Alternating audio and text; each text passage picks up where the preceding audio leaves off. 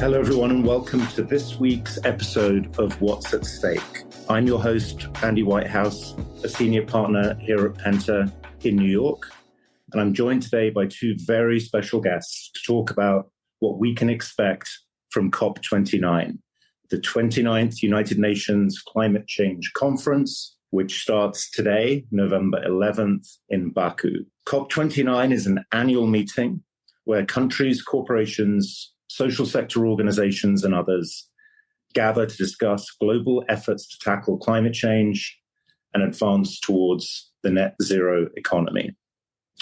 It's one of the world's most significant gatherings for climate action, with plans negotiated and formally agreed between the participating countries.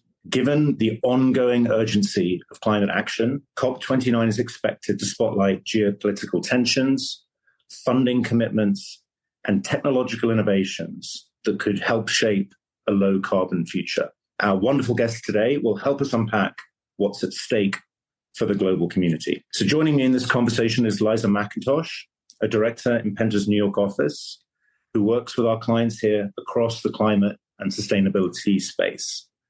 Liza is also currently on secondment to the Sequoia Climate Foundation, though she'll only be speaking on behalf of Penta in our conversation today. Liza recently addressed New York Climate Week at an event hosted by Techonomy and Worth Media Group, where she discussed, amongst other things, climate commitments and competitive sustainability. Welcome, Liza. And we're also joined today by Marie Donnelly, a senior advisor to Penta, who is based in Ireland. Marie has more than 30 years of experience working for the European Commission, most recently as Director for Renewables, Energy Efficiency, and Innovation. She currently serves the chairperson of the Climate Change Advisory Council in Ireland. Welcome, Marie. Thank you. Thanks, Andy. Lovely to see you both. So let's get into the conversation. So first of all, question for Marie. What do you see as the primary goals and maybe the world's expectations for the COP29 meeting that's starting today? Well, Andy, the COP29 has been billed as a finance meeting. It's all about money.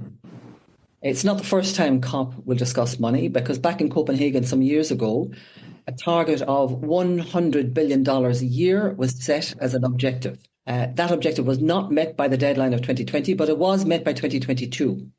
But the new target, what's called the new collective quantified goal, very simple, easy to remember name, actually is setting a really ambitious target of $1 trillion a year and going up.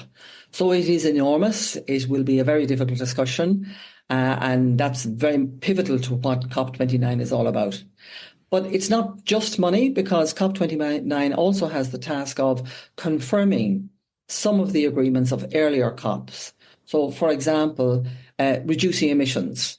And it's very important that at this COP, the ambitions of the participating countries, the 198 participating countries, is made visible and loudly clear, because the new, what we call the NDCs, the national ambitions, needs to be submitted by February of next year. These are updates on the previous ones. Previous ones, I have to say, were not going to achieve the kind of temperature control that we wanted. So the hope is that the ambitions will be higher and better and faster this time, so as to keep global temperature under control. A third and very important aspect, of course, is to confirm the targets of previous COPs. For example, increasing energy efficiency across all of our activities, and also increasing investment in renewable and sustainable energy sources. And the good news there is that for the first year ever, last year, investment in renewable and sustainable energy was higher than investment in fossil fuels. And there will be many aspects to that to be debated on this occasion. You know, the new energy storage and grid pledge, hydrogen declaration, a green digital action declaration, for example, on the information communication technologies, and also a reduction of methane from organic waste. So these are very practical, very real issues that will be debated, confirmed from previous COPs and developed on this occasion. A new element has been there but hasn't been centre stage up until now is the question of resilience. And this is a challenge for all of us. But it's particularly important on this occasion to look at it from the perspective of farmers, hydrogen, water, shall we say, water quality and water availability, ecosystems, and also the human development skills necessary to deal with climate change. So these and a number of other actions in the space will be debated at COP. The issue, I think, and the challenge that we're facing on this occasion is that this COP falls between the troika of, the United Arab Emirates last year, Azerbaijan this year, and Brazil next year. Some reluctance from groups that this is yet again a petrochemical location for COP. There are also expectations that the attendance level will be lower on this occasion, as much because of limited capacity as anything else. And as a consequence, the authorities in Azerbaijan are trying to encourage more to come and giving more access to people, particularly from the global south, to participate in events on this occasion. So all in all, a lot of issues on the agenda, some very tough discussions and negotiations will take place, and fingers crossed we'll get a good outcome from it. Wonderful. Thank you, Marie, for that terrific overview. Before I come to Liza for a question, can you just give our listeners a flavour for what it's actually like at a COP meeting? What does it feel like to be there? What is the structure of the meeting in terms of what you do all day? How does the thing actually play out? So I'm sure the listeners will have gone to trade exhibitions, where you have enormous halls full of stands from companies and demonstrators and whatever. So it's a little bit like that, but you have what's called the blue zone. Now, the blue zone is where all of the negotiators from the participating countries, 198 countries, meet more or less all day. It's a closed room, albeit it's enormous as a room, as you can imagine, to hold everybody. And this is where each of the countries and their negotiators will sit down and go through the text of what the conclusion is likely to be. And there will be a lot of discussion, down to the point of full stops, commas, apostrophes. It's really, really detailed stuff. And this will certainly take the 2 weeks, and on previous occasions has gone on for an extra 2 or 3 days. Then you have what's called the green zone, and that's really where the exhibitors are, if I could say. So you'll have country stands, you'll have company stands, you'll have NGOs and environmentalists will have stands, you'll have short thematic sessions where people will discuss one or other topic, as the case may be. You'll have invited speakers from all over the world who will come and who will participate. Lots of coffee stations, as you can imagine, for people to sit and have a chat and to go through things. It's a big networking occasion in the green zone. So it's one thing you absolutely need for COP, and if you ever see it on television, just look at the shoes that people are wearing. There's a lot of walking. You need very comfortable shoes when you go to COP. It sounds like a fortnight that really must test the stamina of everybody that's involved. And speaking of stamina, Liza, we've just come to the end of a year of elections in many countries around the world, including most recently the election that took place last week in the United States. And you and I are both in the US. I was interested to hear your thoughts on how this election, or indeed some of the other elections that have happened this year, might impact the discussions in Baku. Thanks, Andy. The world is trying to understand what a second Trump presidency means for climate policy, both at home and abroad. Think about this moment at COP, where, as Marie has just told us, countries are literally sitting around tables trying to figure out how to fund this massive climate challenge. And now there's this new uncertainty in the room.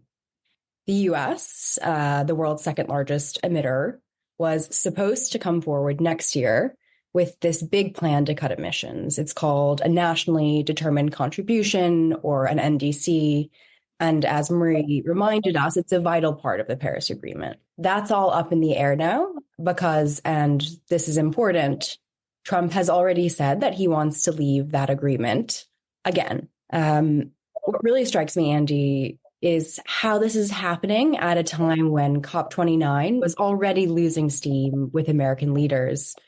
President Biden and Secretary of State Antony Blinken aren't planning to be there. And when you look at the financial world, these major players like Bank of America, BlackRock, Deutsche Bank, they're staying away too. Thanks, Liza. So I imagine, Marie, that that the Europeans, and in particular the European institutions, will be really well represented at the meeting in Baku. So how should our listeners be thinking about the likely approach that the European Union will take to this year's COP, and how do you feel the Europeans might approach the task of influencing other parts of the world in the context of the negotiations you described in the blue zone? Well, in the EU, of course, we've had what we call the European parliamentary elections and the new college. And in fact, the new college will not be in place in time for COP29. So it will be the existing college that will go. Although, of course, the new European Parliament is already in place. And I think it's fair to say that the guidelines for Europe are well established. They were set out under the European Green Deal, which was, very much a headline activity of the previous Commission. Almost 20 pieces of new legislation adopted in order to move Europe forward in that direction. So Europe will certainly be going with that message, with what we've done. Europe also has to gather all of its member states together in terms of combining their ambitions, and will present a united European Union pledge ultimately in the EU NDC coming forward. Europe will be represented at a number of locations. For example, our own Minister, Eamon Ryan, will be chairing the climate resilience talks with Costa Rica. So you will see the Europeans very active. And I think it's fair to say that the key message coming out of a new college, new European Parliament, is one of sustainable competitiveness. It's going to be a big topic, of course, with the new president in the United States, of course, as well. Global trade, international trade. But for Europe, it's about sustainable competitiveness going forward. And this is what Europe wants to demonstrate to others, that it can be done in a developed economy, can be done successfully without costing economic growth or indeed negative impacts on the population. That we can actually reduce our emissions. We have a target for 2030, and we're just about on the point of now looking at a target for 2040. And as part of doing that, of course, from the European Union perspective, we're very conscious of the fact that we cannot leave others in the world behind, that there are other parts of the world that are suffering even more than we are currently with climate change, and that we need to contribute to the climate finance globally. And for example, in 2021, Europe contributed 23 billion euro to this global effort to facilitate particularly the Global South, and will continue to support other parties in terms of their endeavour and the actions that will be necessary to take to combat climate change. Thank you, Marie. Thank you, Liza. Let's take a quick break. I'm going to go and dig around in my closet to see what shoes I'd be taking to Baku if I was going to be there this week. And we'll be back for some more questions in a second. Hello, everyone, and welcome back to What's at Stake, a Penta podcast. I'm here with Liza McIntosh and Marie Donnelly talking about the COP29 meeting that opens today in Baku. So, Liza, next questions for you, if that's okay. I wanted to ask you a little bit about climate commitments and targets, and to get your take on the degree to which these matter, if those setting targets, whether it's countries or even companies, I guess, are struggling to meet them. What are some of the indicators we should be watching for during the meetings over the next couple of weeks to gauge, to assess the success of COP29? The World Economic Forum has identified 4 priorities for COP29. If we track them closely over the next couple of weeks, we'll get a sense for whether or not the summit is making progress. First, climate finance. There's this term you might not have heard before, the NCQG. It stands for the New Collective Quantified Goal. It's a pretty sophisticated financial framework that's giving the name to, as Marie has already explained, what's being called the finance COP. The idea here is to determine precisely how developed nations will fund climate action in developing countries after 2025. But here's what's fascinating. Even the fundamental components are under debate. We're talking about target amounts, which countries should contribute, the scope of qualifying climate finance. And there's this delicate balance that they're trying to strike. The framework needs to be technically robust enough to work at scale, while still being inclusive of both developing nations and private sector perspectives. There's something else that's crucial here too, making sure that everyone follows through.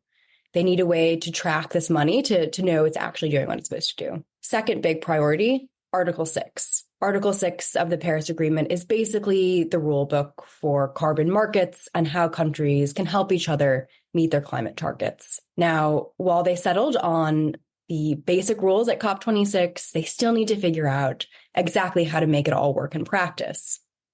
2 COPs have come and gone, and while there have been some smaller deals between countries, we haven't seen the kind of scale everyone was hoping for. And timing is crucial, because as companies face more scrutiny about their climate promises, even backing away from banner pledges, having a real working carbon market within the UN climate framework matters more than ever. Third priority, the loss and damage fund.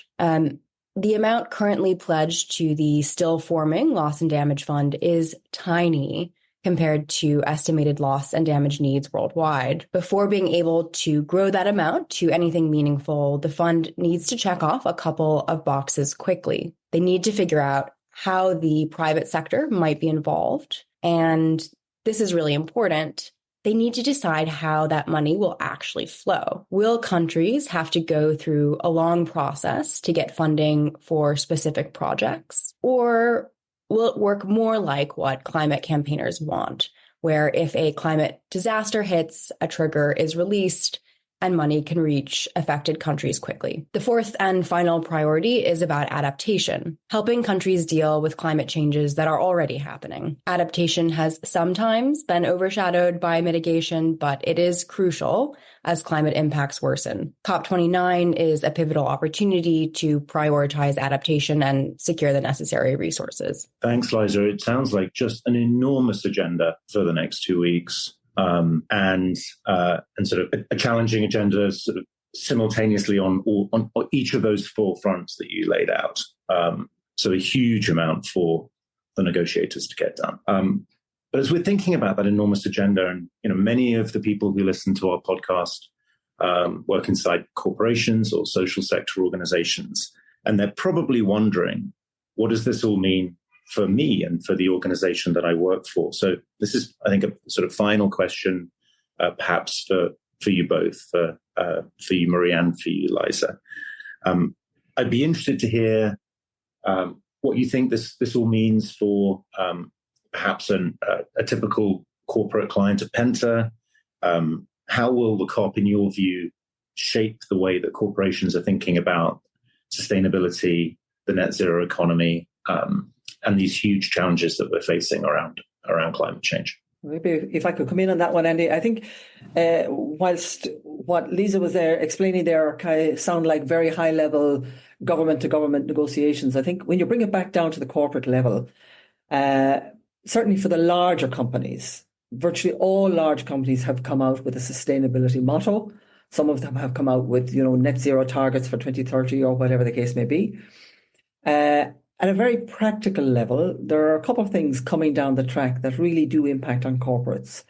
I think the first one is, and there has been questions raised about this until now anyway, is the whole question of how real is their sustainability credentials, how real are their sustainability credentials? And that has been challenged not just in Europe, but indeed elsewhere. And one of the issues that's coming down the track is a new piece of legislation in Europe coming down for next year, called the Corporate Sustainability Reporting Directive. And this will require companies, particularly large companies, to set out what it is they see are the risks and opportunities arising from the climate change, but also not just how does climate change affect them, they're also required to say how they impact climate change, which is perhaps a much harder question to answer.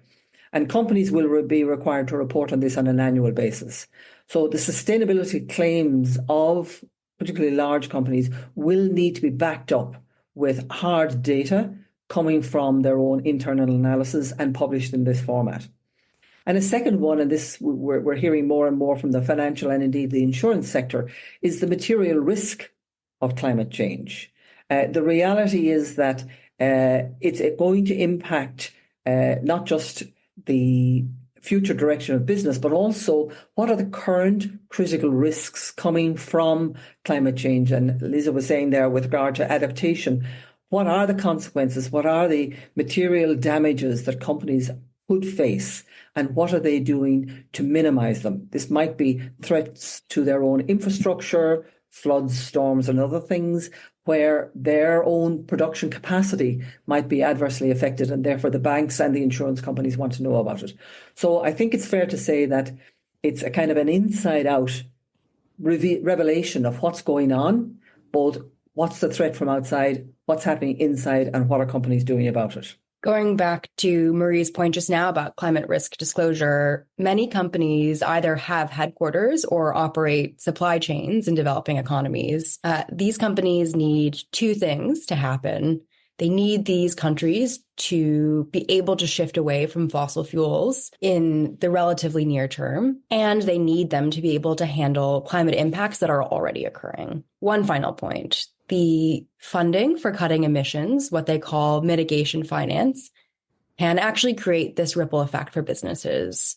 When developing economies can build better power grids and switch to renewable energy, companies can see their costs go down and find it easier to meet their climate commitments. Wonderful. Thank you ever so much, Marie. Thank you, Liza, for this incredibly helpful briefing on what must be the most important conference happening in the world this year. I can't think of a more important topic for us to discuss today. And I'm very relieved and grateful that you're both spending your time working on seeking to tackle all of the effects of climate change that we've talked about today. Thank you to our producer, Jennifer Lee, for making today's podcast possible. And thank you to our listeners. Please remember to like and subscribe to What's at Stake wherever you listen to your podcasts. You'll also find us on LinkedIn at Penta Group. I'm your host, Andy Whitehouse, coming to you from Penta's office in New York. As always, thanks for listening to What's at Stake, and we'll see you soon.